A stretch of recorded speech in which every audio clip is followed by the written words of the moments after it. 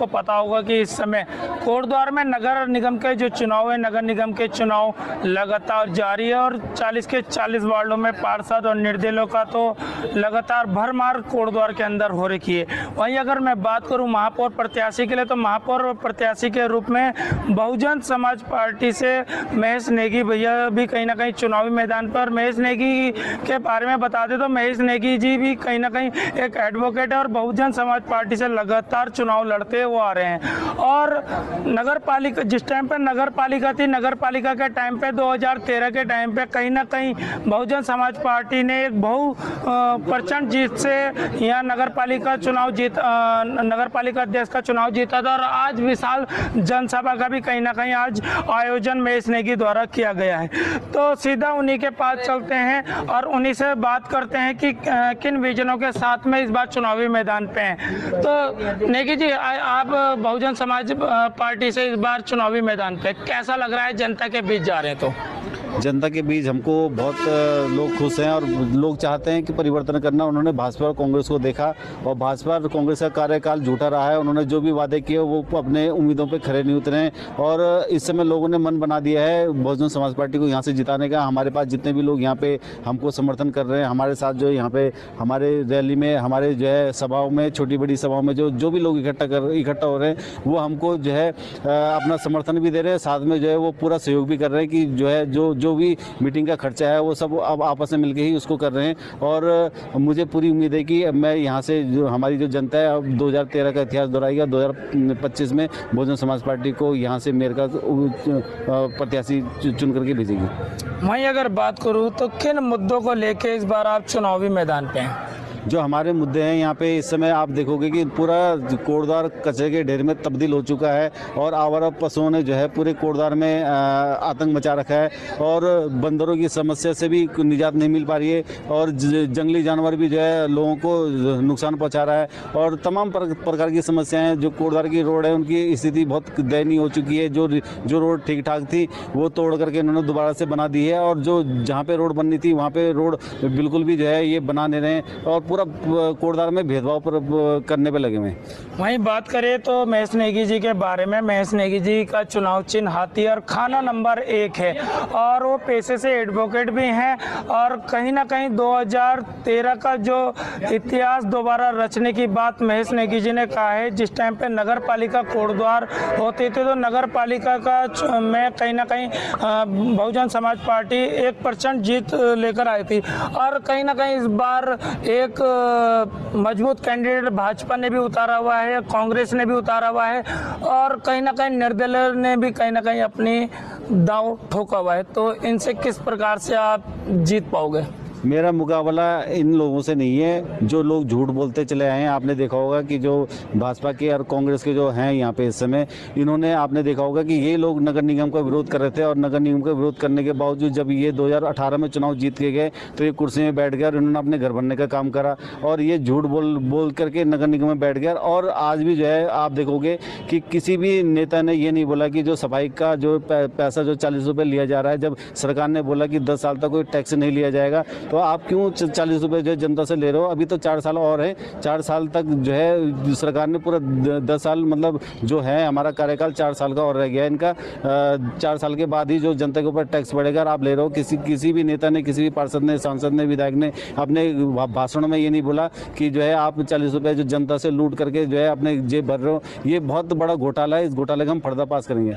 वहीं अगर जहाँ आप टैक्स की बात कर रहे हो, कहीं ना कहीं मुख्यमंत्री भी यहाँ धामी जी यहाँ भी आए थे, उन्होंने माल्य उद्यान से ये घोषणा करके चले गए थे। उन्होंने कहा था कि इस टाइम पे चुनाव प्रचार चल रहा है, आचार संहिता चल रही है, बल्कि उन्होंने कहीं ना कहीं इशारों में कह दिया है जिन टैक्सों की वो बात कही जा रही है वो टैक्स कोटद्वार पे 5 साल तक नहीं लगेगा। ये झूठ कह रहे हैं। जब नगर निगम की अधिसूचना जारी हुई थी और शासनादेश बना था उसमें साफ कहा गया था कि कोटद्वार को 10 साल तक टैक्स मुक्त रखा जाएगा। 6 साल का कार्यकाल नगर निगम का हो चुका है, 4 साल बकाया हैं और 4 साल के बाद कोटद्वार की जनता को हर प्रकार से टैक्स देना पड़ेगा। और मैं आज कोटद्वार की जनता को विश्वास दिलाना चाहता हूँ, अगर मैं कोटद्वार का मेयर बन गया, जब तक कोटद्वार की जो है सुख सुविधा, चाहे वो आपका ये कूड़े से संबंधित हो, चाहे वो आपका सीवर से संबंधित हो, चाहे वो आपका ये जो आवारा पशु घूम रहे हैं बाजारों में और बंदर आतंक मचा रहे हैं, तमाम जो जितनी भी नगर निगम की समस्या है, इनका समाधान नहीं होता और इनकी समस्या का समाधान होकर के जनता को सुख सुविधा नहीं मिलती,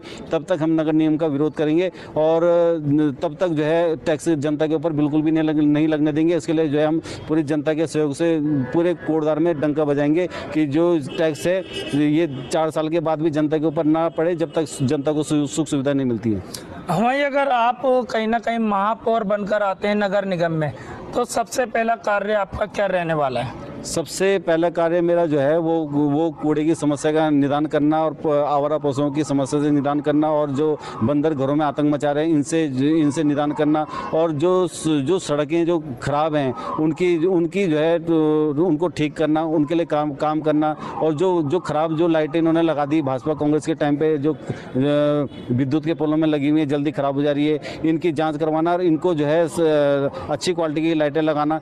ऐसी तमाम समस्या जो भी जनता से संबंधित नगर निगम की समस्या है उनको पूरे जो है धरातल में उनको काम करने का हम प्रयास करेंगे। और इसके साथ मैं ये भी बता दूं कि जो है चाहे आपने कोटद्वार की जनता ने केंद्र में भाजपा की सरकार, डबल इंजन की सरकार बनाई हो और राज्य में बनाई हो, आपने सरकार पैसा कैसे निकाल कर लाना जनता के कार्यों के लिए, विकास कार्यों के लिए, वो मैं जानता हूँ। मैं पूरा पैसा ला करके कभी आपके जनता के सामने ये नहीं बोलूँगा कि मुझे केंद्र सरकार ने पैसा नहीं दिया, राज्य सरकार ने पैसा नहीं दिया। मैं खुद पैसा लाऊंगा और जनता के का कार्य करूंगा यहाँ पे और विकास कार्यों की ढेर लगा दूंगा। वहीं कहीं ना कहीं एक सबसे बड़ा मुद्दा मोटर नगर का बस अड्डा जो आज भी खड्डे में तब्दील है। 12 से 13 साल कहीं ना कहीं उस मोटर नगर के बस अड्डे को हो गया, कहीं ना कहीं वो मल्टीप्लेक्स बनना था और नीचे बस अड्डा बनना था। इस पे किस प्रकार से काम रहेगा अगर महापौर बनकर आते हैं? तो एक तो जो आपने बताया कि जो हमारा बस अड्डा जो काफ़ी समय से निर्माणाधीन अभी ऐसी पड़ा हुआ खड्डा हो गया कोटद्वार में। दूसरा मैं आपको और बता दूं कि तहसील परिसर में जो बिल्डिंग है, बार की बिल्डिंग है, वो भी ऐसी है, उसका भी कार्य जो है काफ़ी समय से रुका पड़ा हुआ है और सरकार जो है जानबूझ के उसमें काम नहीं करा रही है। ये पूरी सरकार की गलती है। हम जो है इसके लिए बजट लाएंगे और इन दोनों कामों के लिए बजट ला करके यहाँ विकास की झड़ी लगा देंगे। इसके साथ ही जो तमाम जो है जितनी भी नगर निगम के अंदर जो भी सुख सुविधाएं जो आती हैं वो सब ला करके हम जो जनता के बीच में 5 साल के अंदर देने का पूरा प्रयास करेंगे। जैसे अभी आपने इससे पहले बोला कि सरकार से पैसा किस प्रकार से निकालना है, तो वहीं अगर मैं बात करूं पूर्व में कहीं ना कहीं कांग्रेस की कहते हैं मेयर यहाँ से रही है, वो कहीं ना कहीं सरकार के भी सामंजस्य नहीं बैठ पाया था। तो अगर आप जीत कर आते तो किस प्रकार से सरकार के साथ अपना सामंजस्य वगैरह बैठाएंगे आप? देखिए जी, ये जो है भाजपा कांग्रेस दोनों झूठ बोलने का काम करते चले आए हैं। ये जानते हैं कि जनता का काम कैसे होता है, लेकिन अगर ये जनता का काम कर देंगे तो जनता के लिए जनता की समस्या रहेगी नहीं और जनता की समस्या नहीं रहेगी तो फिर जो है इनके पास कौन लोग आएंगे अपनी समस्या लेकर के। तो ये केवल एक तरह से लोगों को छल कपट करके जो है केवल धोखा दे करके कहते हैं कि भाजपा वाले कहते हैं कि कांग्रेस वालों ने पैसे नहीं दिए, कांग्रेस वाले कहते हैं कि भाजपा वालों ने पैसे नहीं दिए, जबकि ऐसा कुछ नहीं है। यदि आप जनता की सेवा करना चाहते हो तो जनता जनार्दन है, जनता जो चाहेगी वो होगा और कोई बड़ी बात नहीं है। पैसा कैसे आता है वो मैं आपको 5 साल के कार्यकाल में ला कर दिखाऊंगा और बताऊंगा कि भाई कोटद्वार का विकास कैसे होता है। यहाँ जो सड़कों में सीवरेज बह रही है और गंदा पानी बहने पे लगा हुआ है, इसका ट्रीटमेंट जो है वो हम 5 साल के अंदर करके दिखाएंगे और इसके लिए मेरे को कोटद्वार की जनता का आशीर्वाद चाहिए। वहीं अगर मैं बात करूं जिस प्रकार से लगातार जितने छोटे चुनाव होते हैं धन बल की और नशे में जो हमारे युवा है उन्हें डालने का काम जो 1 महीने में किया जाता है, तो उनके लिए क्या संदेश देना चाहोगे? देखो जी, इस समय जो है कुछ लोग ही हैं, सब नहीं, कुछ मतलब ये मान के चलो आपकी 2% लोग ही है जो धन बल के पीछे भागते हैं और वो जो है अपना 5 साल का कार्यकाल होता है वो अपना अच्छा बुरा नहीं देखते हैं। और आप यकीन मानो न मानो, हमको जब हमारे साथ जब बच्चे जुड़े थे तो उन्होंने एक नारा दिया था, ना नोटों से ना बोतल से, हम जीतेंगे वोटों से। तो ये उनका नारा सुनकर के हमको बड़ा अच्छा लगा। हमको लगा कि भाई हमारे जो बच्चे हैं वो जागरूक हो चुके हैं और जो है ये न तो दारू की बोतल से ना नोटों से, ये जो है हमको वोटों से जिता करके भेजेंगे। तो जिस प्रकार से महेश नेगी जी ने बोला है कि ना नोटों से और कहते दारू से, मतलब नशे से, हम कहते इस बार का चुनाव जो है इन चीज़ों से नहीं, हम इस बार जो चुनाव जीतेंगे वोटों से इस बार चुनाव जीतने वाले हैं। अगर मैं बात करूं महेश नेगी अगर डोर टू डोर जा रहे हैं तो कैसा प्यार और आशीर्वाद जनता से मिल रहा है? हम जिन भी लोगों के पास जा रहे हैं वो बड़े खुश हो रहे हैं। वो कह रहे हैं अरे हमको तो आप जैसे की ही ज़रूरत है, क्योंकि हमने बहुत काम करे हैं कोटद्वार क्षेत्र में।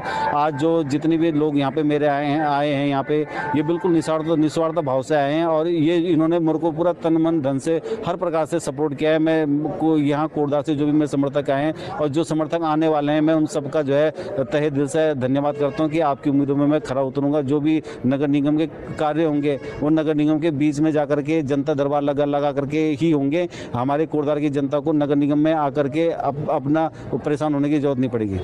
अगर जीत कर आते हैं तो स्वास्थ्य और शिक्षा पर किस प्रकार से आपका ध्यान रहेगा?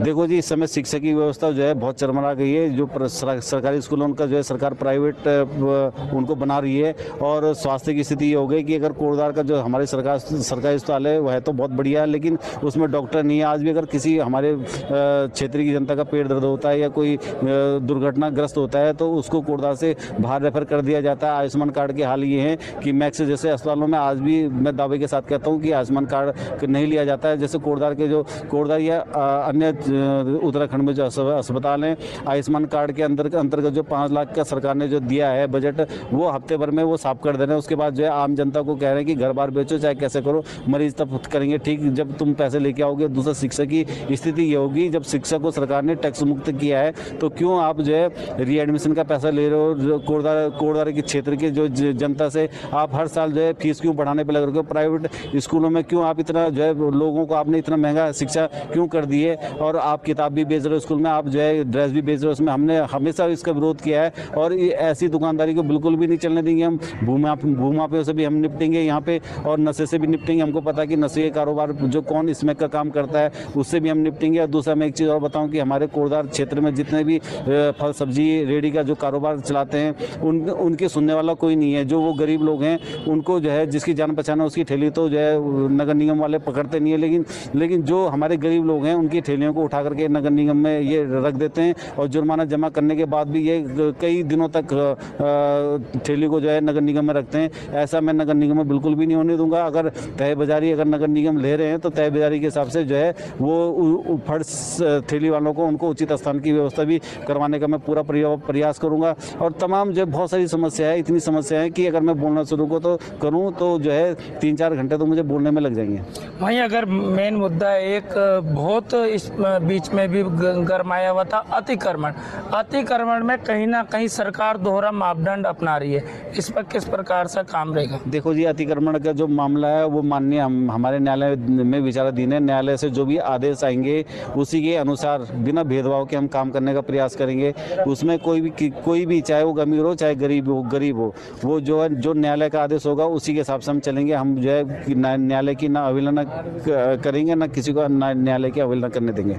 पार्किंग पे किस प्रकार से आपका काम रहेगा? पार्किंग का जो है हमारे संज्ञान में जो भी सरकारी भूमि आएगी, जहाँ पे भी सरकारी भूमि, हम जो है शासन प्रशासन से इस बारे में बात करेंगे और उनको चिन्हित करके उस स्थान पे पार्किंग बनाएंगे और वहाँ पे जो है लोगों के लिए पार्किंग की व्यवस्था करेंगे। और वो भी हम चाहेंगे कि जनता को जो है जब तक सुविधा नहीं मिलती तब तक निःशुल्क जो है उनको पार्किंग की सुविधा उपलब्ध कराई जाए।